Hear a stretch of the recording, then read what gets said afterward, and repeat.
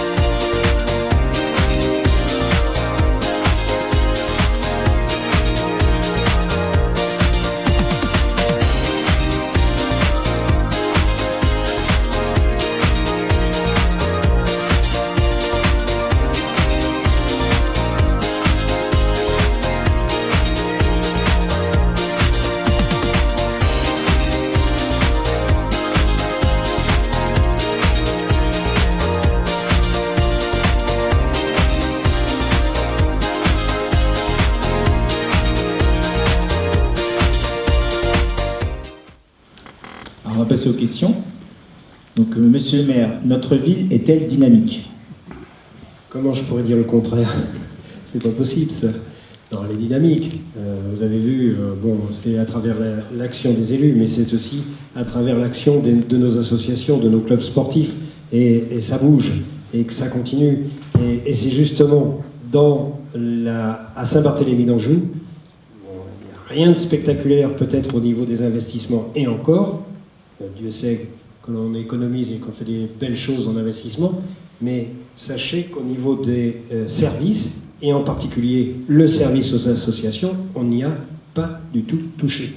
Donc ça, même avec, comme le disait M. Charriot tout à l'heure, nous avons des baisses de dotation très sérieuses, et il faut sans cesse être vigilant au niveau de nos finances, mais au niveau de nos services, en particulier sur les associations, on n'a rien touché. En culturel, on n'a rien touché. En social, on n'a rien touché. Les services sont exactement comme en 2014.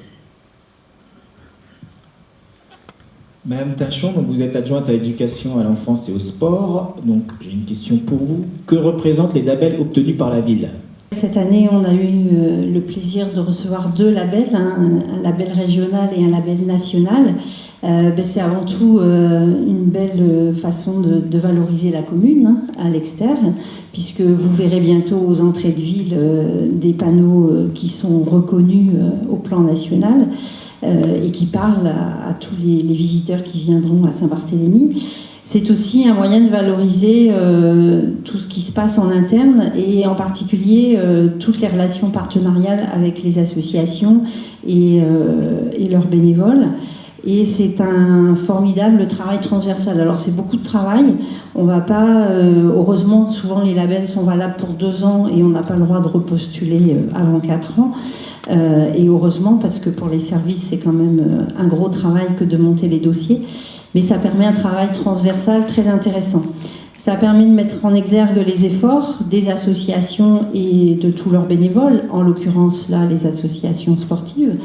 Mais ça aussi permet de mettre en évidence les efforts de la collectivité au-delà du simple montant des investissements ou des subventions, qui sont des chiffres qu'on connaît, mais c'est aussi la façon de mettre en valeur le travail quotidien du service des sports, des agents d'entretien, des agents des complexes, du service technique de manière générale, parce que, comme on vous l'a dit, c'est vrai qu'on est une commune richement dotée en équipements. On était en avance, mais maintenant il faut les entretenir. Donc certes, on ne construit plus beaucoup de nouveaux équipements, encore que, il y en a quand même eu un très beau depuis le début du mandat, et il y en aura encore un autre cette année. Mais il faut beaucoup d'énergie, de temps et d'argent pour entretenir ce qui existe. Pour terminer, je dirais, et j'avais eu l'occasion de le dire dans la presse et je le redis là, le résultat est presque moins important que la démarche qui a permis d'aboutir à ces labels. Et moi, je le prends, et le service aussi, comme vraiment une démarche de progrès. Parce que c'est intéressant de se confronter au regard des autres, de se confronter à d'autres collectivités, de prendre des idées, parce que les cérémonies de remise des labels sont aussi des occasions d'échanger avec d'autres collectivités, de notre taille ou de pas notre taille d'ailleurs. Hein. Et c'est toujours vraiment intéressant de voir ce qui reste à faire pour être encore meilleur au service des bartholoméens. Alors là, cette fois, ça va être une question sur la fête communale. Donc, monsieur le maire, quel est le budget de la fête communale et combien de personnes viennent? Alors, c'est une enveloppe budgétaire d'environ 37 000 euros, et auquel il faut rajouter les heures de travail des services qui sont assez volumineuses sur cette semaine-là.